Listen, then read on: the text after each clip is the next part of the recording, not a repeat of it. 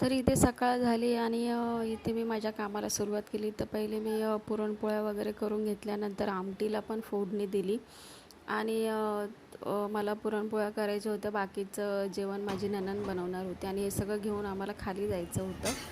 तर हे सगळं मी आवरून वगैरे घेतलं आणि 12च्या आत आम्ही खाली पोचलो माझ्या सासूच्या घरी. तिकडे आम्ही माझ्या सासऱ्याचे आणि आमचे जे वाडवडील आहेत त्यांचे सगळ्यांचे घास वगैरे टाकले. आजचा पितृपक्षाचा शेवटचा दिवस आहे. उद्या आपल्या देवीचं आगमन होणार आहे. तर इथे इथे इथे मी पण घास टाकले आणि रुद्रला बोलली. तर इथे बघा माझे मिस्टर कसे काव काव करत आहेत. कावायला बोलवत होते ते आणि इथे आम्ही घास पण ठेवून आलो आणि इथे माझी माऊ पण ते सगळ्यांचं बघून काव काव काव करत होती. काव काव कर काव काव तर ठीक आहे, चालेल, काव चला काव बाय काव आणि काव काळजी घ्या.